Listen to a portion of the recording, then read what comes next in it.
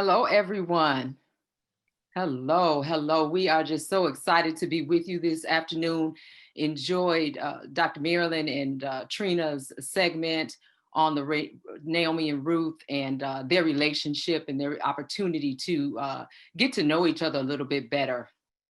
Teresa and I are here with you right now, and want to introduce myself, and then I'll let Teresa tell you a little bit about herself. I am Dr. Jenkins. I am a founder of I Am Beautiful 2 Ministry, and I work in the community as a full professor for a university in the Southeast region of the United States. And just glad to be with you. Teresa, you want to share a little bit about yourself? Yes, good morning, everyone. I'm Teresa Page. Professionally, I'm the Center Dean with DeVry University and Keller Graduate School of Management. Personally, I am a developing author, I would say, of the My Journey to Wholeness title series. So it's truly an honor to be able to be with all of you on today and to participate in this special women's retreat. So I'm just looking forward to this conversation that Dr. Jenkins and I are going to have, and just want to say big ups and kudos to all of the speakers that's already gone before us. Thank you. Wonderful. I am going to go ahead and share my screen and display our PowerPoint.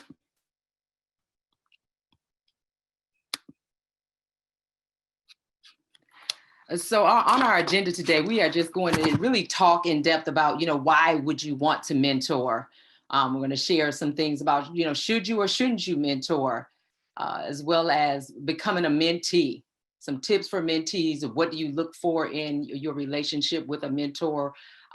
Also, the reciprocity involved in mentoring, and then the 3 A's of mentoring. So we're trying to let you know that it's okay to be mentored, and it's okay to mentor someone. And it's, I think, honestly, I'd have to say that it is an obligation in our life as we share our experiences with other people. Other people want to hear us. They want to get to know us. And I think that it's something that we should do.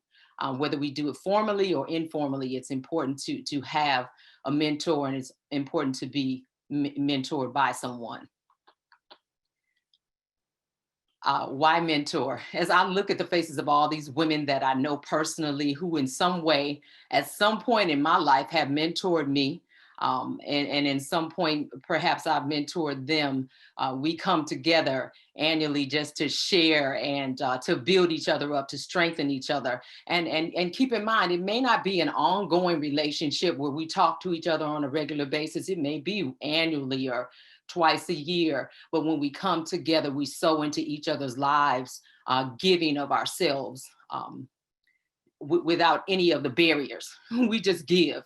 And I love that about these women. Our group has grown quite a bit since that point, but they come from all over just to attend the conferences that I host, and to share their thoughts throughout the event. So the 3 A's of mentoring, and I captured this from another author, and it just says to me, and it was right on target with what I believe as we mentor. You have to be available to your mentee, and that means if you set up a time that you're going to meet with your mentee, or you're going to spend time with them, perhaps it's an outing that you're going on, whether it's lunch or whether it's dinner, or whether you are just meeting in a place where you are going to be talking, you have to be available with your whole self.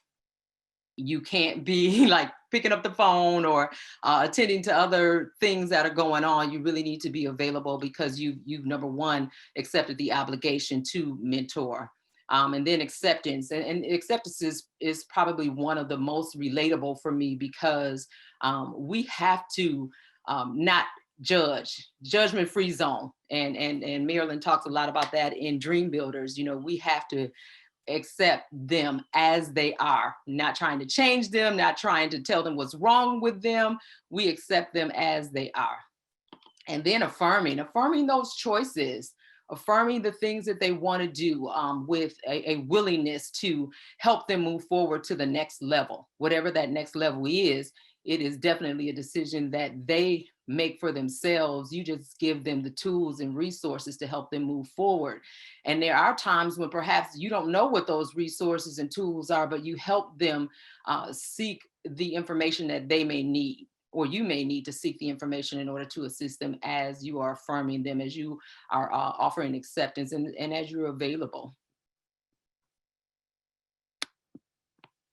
So I believe clearly this is my thing, and I think this is one of the things that I'd like to say that distinguishes my mentoring from others, is that it is a reciprocity applies. It's a reciprocating relationship.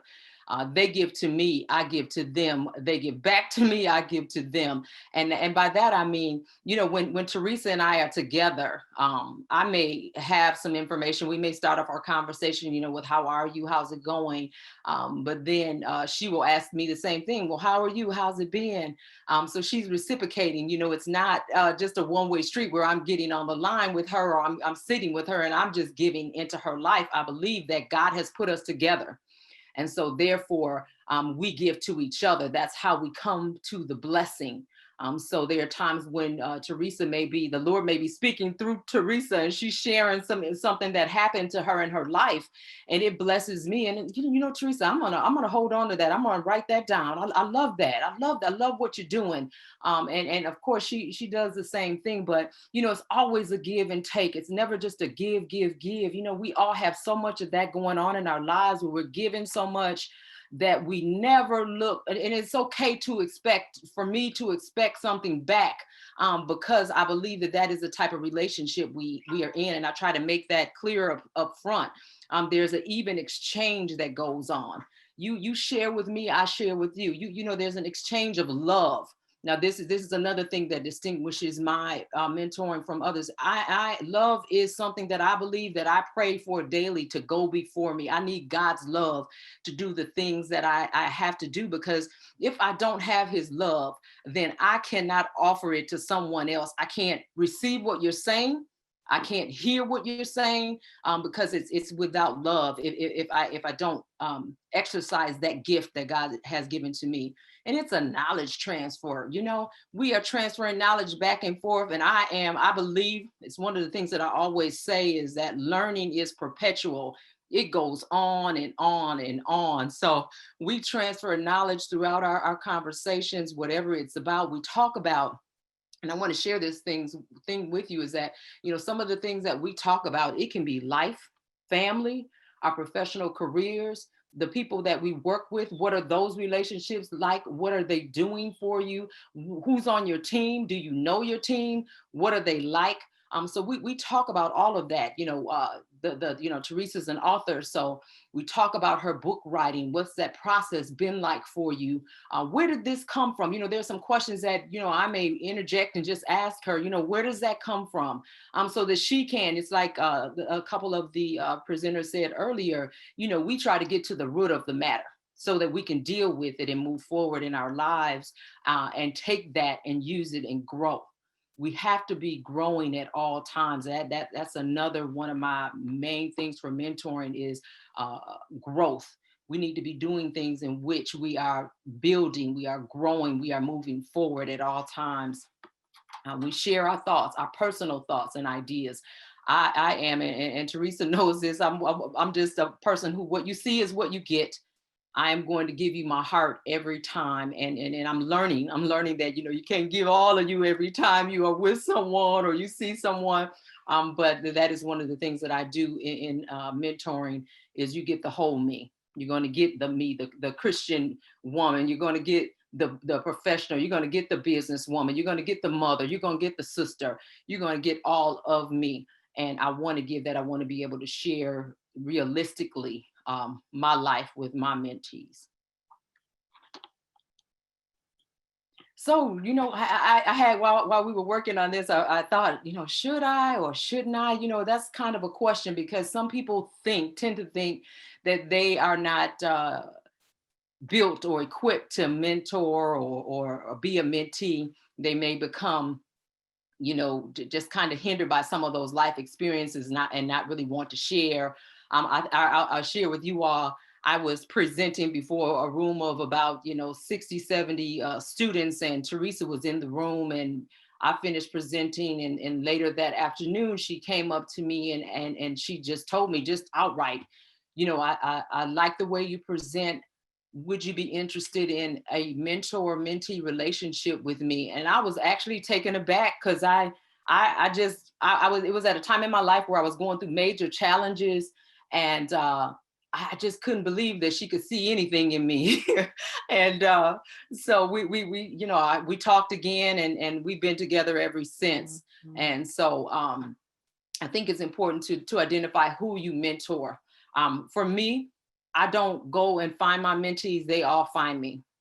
They find me, and I believe that is due to what God has put in me, what their need may be at that time. And of course, they carry a need that I might have as well. So when he puts us together, when they approach me, typically I will have dialogue with them, and then we move forward from there in order to build our relationship. But it's a constant relationship, and it is a constant checking in to make sure that we're okay. Yes, this is still beneficial to you. This is, as long as you're still working on something, you're still, I'm still at that growth stage with you. Now, we know that there may come a time when Teresa may outgrow me, but I'm prepared for that. I'm also fine with her having other mentors in her life. I think it's great that you have multiple mentors. You have to know what you have to offer. For me, that it's very important to know that you get the whole me. And I definitely specialize specifically in professional career path, career choices. Where am I? What educational degree should I be pursuing? And at the same time, it's personal too. What can I do for you to help you strengthen your personal life and move forward? So, that could include presenting and, delivery of your message, and how's your message going to come? When do I mentor? Deciding that for yourself is, you can definitely set up times. I don't have specific times in terms of deciding when I mentor. I do lock in. Teresa and I meet once a month. And sometimes when we're doing some other business opportunities together, it may be a little bit more than that. But I am available. Should the phone ring, sometimes I can be walking into get my hair done, and it's a mentee on the line, and I'm gonna make sure that I'm available, because I know one thing: if they're calling me, it's important. The other thing that I've grown to realize in my life is that my life is not my own. My life belongs to God, and however he wants to use me, that's how I want to be used. However he wants me to speak, that's how I want to speak. However he wants me to hear, I want to be able to hear. And I think Brother Marcus said it earlier. I want to learn how to listen at all times. You know what I'm saying? Sometimes we hear, but we really don't hear. I want to listen. I want to listen in such a way that I actually hear the heart of the person that I am speaking to. I want to hear Teresa's heartbeat. I want to know what it is that is ailing her. I want to know what it is that makes her feel good. I want to know what it is, because I want to respect her. That's key for me. And I'll share an example of respect. I was meeting with Teresa about I Am Beautiful Too. And I knew that I had a meeting locked in. I was running a little late. There were a lot of things going on, but you know what I did? Because I respect the fact that I know one thing about Teresa: she is about the business. If you set up a meeting with her, you need to be at that meeting. So what did I do? Because I respect her and I love her, I shut down everything that I had going on, everything, any meetings, I got off. I told myself, I reconciled that I can get back on, I can do this later. And so in doing so, once I shut down, out of honor to her and respect for her time, her effort, her energy, she had my full attention. And Teresa, that I even told you, you got my full attention right now. So I think that's important. Where do I find my mentees again? I don't look for my mentees. God sends them my way. And I'll have to tell you all this funny joke. I had a young lady approach me, I think last week. And so she found me on my professional website. And so she reaches out to me, and I looked at her name, and her name was her first initial J, but her last name was Ivory, right? And so I had been kind of abstaining from mentoring just as I worked through life situations with the passing of my daughter, and dealing with life. I looked at her name and I leaned in. I said, "Oh, okay. My maiden name is Ivy. Her last name is Ivory. I gotta take her. I gotta take her." So we started a relationship. So it's some things that you must do, and that may seem awkward to somebody else, but Ivies are all in, but you mentor every step of your life, I believe, because sometimes it can be mentoring a kind word. Y'all hear me? This is so important to me, is that, there are people who have never had a kind word whispered or said to them. There are people who have never been touched. This is all mentoring. They've never been touched. They've never had someone put their hand on a shoulder. And I think Brother Marcus mentioned earlier about putting your hand on their back. They've never had that happen. And so that is my job. My job is to, when I see someone and I feel the spirit, I get an unction from the spirit of the living God that says, say hello, to strike up a conversation. That's what I'm doing. I just so I'm mentoring at all times, if that is what is necessary, if that is where the opportunity presents. And I love that. I love the fact that God has made me available in that way. All right, Teresa, Miss Teresa Page, you are on. Well, thank you, Dr. Jenkins. That was mighty powerful. I expected you to preach a little longer on your side, but it's such an honor, again, to be on this platform with you and with all of the ladies and gentlemen that's on the line. So I'm gonna go ahead and jump in. So much of what Dr. Jenkins has shared already is so true. When I went to her to become my mentor, I didn't even know that I was going to ask her to be my mentor. But I've known Dr. Jenkins for many years. We have been colleagues. She's been a few steps ahead of me because she's faculty, and I was just in a student, a support role. And so I've watched her over the years, just in her role as a colleague, as one of our esteemed faculty. And then since I have become accepted to a leadership role within the last 3 years, I then had the opportunity to see how she operates on her professional association levels, as well as in ministry with the I Am Beautiful Too ministry. And so I've had quite a bit of time to observe her. And one of the things that she mentioned is that when I did ask her, she probably was going through, and I know she was going through a very hard time. And so I think that was what the drive was for me. Specifically, because I knew there was some place I was trying to go.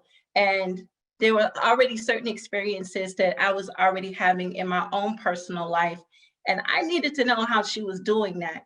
I needed to know, how was she still standing on the stage before people, pouring out her heart with such energy and conviction, or still giving praise to the Lord in the midst of all of that hardness at that particular time. She was enduring hardness as a good soldier. So even though I didn't know what may have been going on behind the scenes, I needed to know, how is this lady doing what she's doing by standing on this platform, whether it's professionally or in ministry. You still got her heart on the table, and she left it all on the floor when she was done. And that was what I felt that I needed. I knew that I was going somewhere. There I already had mentors, as far as having a mentor within the workplace so I could develop professionally, but I also needed a mentor that was going to help me in the next phase of my life, as far as becoming a speaker, or as far as becoming an established author. I needed to get close to that fire and understand how it was working. And so in all of that, it's just been such a pleasure to have been engaged in this mentor-mentee relationship. So, and again, coming back to this platform today, and especially dealing with Naomi and Ruth. I've never really looked at it before as a mentor-mentee relationship, but I do get it. So in prepping for today, I did want to take some time to go back into the scriptures and to look at some things. And so, you know, just to get to my particular slide, because I don't want to be the one that's taking up the time. When I began to consider Naomi and Ruth, we understand, those of us who have read the story, we understand that they were both in a tumultuous place. They had experienced a tremendous amount of loss. And for those of you who don't know the story, Naomi and her family, they had been in the land of Moab for 10 years to escape the famine in Judah. And we meet them at a place where Naomi has lost her husband. She has now lost both of her sons. And she finally got to the place where she heard that the famine was over in her land in Judah. So she decided, I'm going back home and I'm going to continue life as a woman full of grief. But as I was rereading the scripture this morning, something caught my eye that I had never seen before. I always assumed that when Naomi was telling her daughters-in-laws, which was Ruth and Orpah, that they needed to go back home to their mothers, I always assumed that they did that while she was getting ready to go. But according to Ruth 1:7-8, and if I have permission to read this quick verse, it says, wherefore she, and she meaning Naomi, went forth out of the place where she was, and her two daughters-in-laws with her. And they went on the way to return unto the land of Judah. And Naomi said unto her two daughters-in-law, go, return each to her mother's house. And the Lord deal kindly with you as ye have dealt with the dead and with me. What was stood out to me is that Naomi, Ruth, and Orpah, they were already en route to Judah when Naomi begged them to return to their mother's home. So they were going, all three of them were heading towards Judah. And I guess you say, Teresa, why is this such a big deal? Well, this is particularly interesting to me because it heightens the point of this particular crossroad. And while I'm not going to judge Orpah, her decision to return to Moab and to their gods after being exposed to the God of Israel for at least 10 years is highly profound to me. And I find myself having a little bit more respect for Ruth because of her refusal to turn back to her past, which included both a family she loved and the gods that she once served. Now, unless I missed it somewhere, the scriptures, they do not indicate that Ruth had a vision or that she had a visitation from an angel or even encountered a prophet with a prophecy to foretell what she would experience on the roads ahead, heading towards Judah. But I have to believe that being exposed to the Lord or to the God of Israel in conjunction to the love that she has experienced in the house of her husband's family, I have to believe, and I do believe that I have biblical permission to say that Ruth had enough evidence, if not an unction, to cleave unto her mother-in-law to move forward into the unknown. And that is something I want to hang around for a minute, because without going into much detail, the last 3 to 4 years have been the darkest of my life. But in this dark season, I have learned quite a bit about the Lord in ways that I would have never learned in any other circumstance. And I've had the honor to where he has taught me one-on-one and has shared his secrets and his character with me. And even though it appeared that trouble and darkness was all around me, the Lord still caused me to triumph, whether I had several promotions on my job and he enabled me to create other things that was beautiful. So it would have been easy for me. In this particular parallel here, it would have been easy for me to call it quits, go back home to the land of my mother and father, but my purpose did not dwell in the land of my mother and father. And so here's the lesson that I've learned over the past 3 years.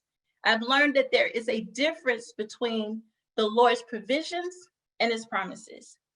To experience God's provisions is easy because he is good to provide our daily needs and to meet us exactly where we are. But to acquisition the Lord's promises, it takes time, it takes development, it takes upskilling, and it takes specific experiences that defaults our mindsets back to the place of our original intent, which is dominion. So that brings me to the question. I'm finally going to get to the slide. Why become a mentee? Well, the answer is to attain a promise. And to be a little bit more PC, I think I would choose to use the word destiny, because I'm willing to bet that for those of us who decide that they need to be mentored, they often make the choice mainly in a time of turmoil. However, the decision that is made because they sense a significant change that's on the horizon. And they have to get prepared and they have to get ready to meet that moment. So that brings me to my point. So point number one, destiny requires forward movement. So biblically speaking, through Ruth, though Ruth was grieving the loss of her husband and pressed by Naomi to return to her mother, she could not return to her past, her family, or her former gods. So practically speaking, to meet destiny, we must have a willingness to leave our comfort zones and move forward towards the vision that's ahead of us. So having a good mentor may give one the courage to move geographically or to change their careers or change roles with their current employer or even dissolve unfruitful relationships or create brand new ones. And if they can't do that, maybe just changing the overall mindset or the perceptions of their mentee. Also, why become a mentee? Because destiny requires positioning. Biblically speaking, Ruth had a resolve to work in the fields, had the resolve to work in the fields after him, in whose sight she would find grace, and she happened to land in the place or in the part of the field that belonged to Boaz. So practically speaking, destiny has a place, and it is our responsibility to find that place of grace, to acquire the provisions of our vision, so our vision has exactly what it needs to thrive. So having a good mentor may give one the direction to join either a professional organization or community organization, or network in new circles such as this one, or to volunteer in new circles, because that you may happen to find that right place, that right person, that right thing that's going to take you to the next level. My next point is, why become a mentee? Well, destiny requires preparation. Biblically speaking, in Naomi wanting to find rest for Ruth, she provided clear instructions on how she should approach her kinsman, which was Boaz, for the end resolve of marriage. Now, Naomi, in her wisdom, she instructed Ruth how to get washed, to get anointed, to get dressed, and where to position herself on the threshing floor so that she would be undetected, and to wait until after Boaz has finished eating, until he finished drinking, and then cover his feet to lay down and wait until he gave her instructions. So that's biblically speaking, but practically speaking, we must have a plan to reach our destiny. We cannot take it for granted that things are just going to fall in our lap. Faith actually takes work. So having a good mentor may provide guidance on how to prepare via either additional education or business planning or organizing your finances or getting your health in order. My next point on why become a mentee. Destiny requires risk. Biblically speaking, it was risky to follow the instructions of Naomi, the instructions that Naomi gave to Ruth, because women were not supposed to be on the threshing floor. And though the scriptures did not record that Ruth or Boaz did anything that was unseemly, for her to have been caught in that place at that time of night or early in the morning, that would have been detrimental to the character, that would have marred her character in her community. So practically speaking, we must have the courage to take risk, but it's critical to take calculated risks that make sense and will drive to a fruitful and virtuous outcome. So having a good mentor may provide sound wisdom to navigate in risky terrains, such as family planning or career planning, financial planning or wealth planning or spiritual planning. And my last point here on why to become a mentor is because destiny requires legacy. Biblically speaking, Ruth, her decisions to follow Naomi to Judah, to find work in Boaz's field, to take a risk to step into his threshing floor in the middle of the night was not just a decision for herself, but it was a culmination of her decisions that produced an outcome where she's now the wife of Boaz and the woman of her house. And not only that, it revived Naomi's sense of purpose. So her decisions to follow after Naomi and even to follow some of her instructions helped her to make positions or make decisions that has basically established something that was beyond her reach. And when I say beyond her reach, her decisions in that present day has extended now to all of us, because in her bloodline, we have seen the greatest kings. Our earth has seen the greatest kings, whether it was King David or King Solomon or our Lord and Savior, Jesus Christ. So practically speaking, let us not be selfish to think that the movements we're taking in our individual lives is just for us.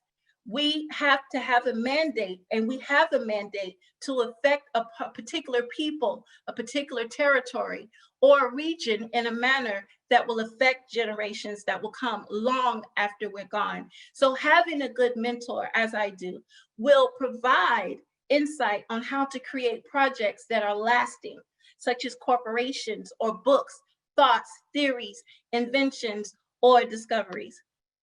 I'm ready to move forward to my next slide, Dr. Jenkins. All right, so I just want to leave a few tips on the table for those who are considering becoming a mentee. When considering a mentor, you want to choose a mentor according to where you want to go and not where you are.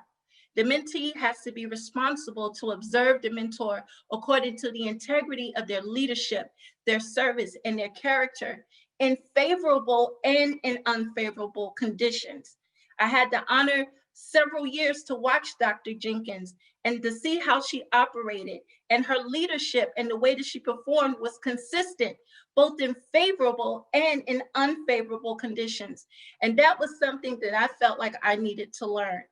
So tip number 2, a good mentor-mentee relationship is not tuition free. We pay for the experience with a certain currency. So if you're going to become a mentee, you may not have to put dollars on the table, but you do have to pay with your commitment to the time and the place that is selected.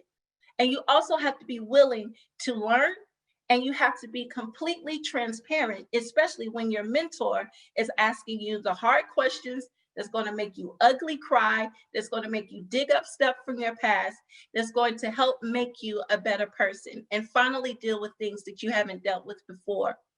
My third tip is apply the wise counsel, lessons, correction, or the feedback given. The mentee is accountable to this moment. If you don't apply the guidance provided, it is a waste to everyone's time, and it dishonors the opportunity. Tip number 4, do not pass the lines of demarcation to prevent familiarity. If you don't know what the line of demarcation is, it is defined as a line defining the boundary of a buffer zone or area of limitation. And again, you want to prevent familiarity. Familiarity or becoming too familiar with a person, it breeds contempt. So you want to respect the mentor and do not treat them as a homie. If they're family, that's one thing, but I cannot treat Dr. Jenkins as a homie, because that familiarity will assassinate the level of trust, the respect, and the purpose that is needed to drive this once in a lifetime experience to a positive expected end. Tip number 5, what happens in the mentee mentor platform stays in the mentee mentor platform. If there is a breach of trust, it is over, period. I don't think that has to be explained further. And tip number 6, when the moment calls, the mentee should be prepared to become the mentor. I have found that these moments are far and in between because, again, I do not want to establish a sense of familiarity. But if there's a moment where I could provide encouragement or even something that's going to help push Dr. Jenkins further by something I may have learned, then I'm gonna feel free to do that, because I do believe that we've established the type of relationship where she could be receptive. Tip number 7, the mentor-mentee platform should produce an outcome. There should be a tangible deliverable to provide progress in the mentorship experience. And the last tip is know when the time is fulfilled. Establish a time frame or benchmark to know when the mentee is fully developed, and it is okay to bring that relationship to the end. Final slide, Dr. Jenkins. So coming full circle, and this is it for me. I just had a couple of, here are my deliverables as far as this relationship. There are key life lessons. There's many lessons. I got notebooks of my lessons that I've had with Dr. Jenkins. But two of the ones that's going to stay with me for a lifetime is taking heed to self-care. She has always challenged me to see what it is that I have done specifically for myself. I have always put myself on the back burner. So she has challenged me to take care of myself, to get out and see the world around me, and to start doing things just for me. The second lesson, which is the most important lesson that we recently had last week, was to rest from the battle. She asked me a hard question. Teresa, can you name a time in your life where you were not in a fight or where you didn't feel like you were in a battle? And it took me, I had to go back a couple of decades, that it was way around 16, 17. That's where I can remember. So I'm in my mid 40s. So that's been quite a bit of time where you feel like you have been on the line. And what she encouraged me was that that I needed to step back and let the Lord do these things, let him fight the battle. Because if I'm fighting and he's fighting, then I can't see him and I can't hear him. So those are two key life lessons that's going to stay with me at all times. A second deliverable is My Journey to Wholeness, Love Letters from the Throne, which is this cute little book right here. I hope you all can see it. This is something that I have developed during my time with Dr. Jenkins, and she's encouraged me to continue to write this because it was so personal and it shared a different side of myself. And so in doing so, I finally had the courage to complete this work. And I did in the last quarter of last year. And lastly, my last deliverable is actually being able to be here with all of you. Who am I? I'm just a newbie, just a scrub or whatever. But to be able to present before all of you all has been such an honor here at the Reset, Restore, and Revive Summit of 2020. So that's my time as a mentee. So back to you, Dr. Jenkins. Thank you, Teresa. I know that they can feel the passion between us, and hearing your summary of what our relationship is, what they should look for, and you coming full circle. I wanted to share a couple things that just came across my mind as I was sitting here listening to you. Someone may be wondering, do I have a mentor? Do I have somebody that I go to? And I want you to know that yes, I do. I have 3 mentors in my life. One is my sister Henrietta Ivy. Second is Dr. Marilyn Pettigrew, is my mentor and coach. And thirdly, and this is not in any specific order, Diane Smith. Those are my mentors that I converse with on a regular basis. The other thing is that I want to just say this in summing things up, is it is so important that we have support. The thing I've had to learn in the last year and a half is that, number one, I don't have to do it alone. I need support. Number two, I can ask for that support. So I think that that's just very important to know. It's okay. You can find that safe place. You can find that place where you can be transparent enough with someone that you can share your heart with. And number 3 is that there are many other examples, just in case there's someone out there wondering, is Naomi and Ruth are a great example, but are there other examples in the Word of God that establishes, what a mentor and mentee is, or what that relationship is? And I just want to share 3 with you. Of course, there's Moses and Joshua, Paul and Timothy, Elijah and Elisha, great examples of a mentor-mentee relationship. And take time out to read and see it from that perspective as well. because I think it's important that we know that this is according to God's word, that we reach out, that we help one another, that we make ourselves available. Not only ourselves, we make our lives available. We make our heart available, our mind, our hearing available to someone else. And that's what's important. And I think that's how God wants us to move and help each other grow. Um, those are my real final thoughts.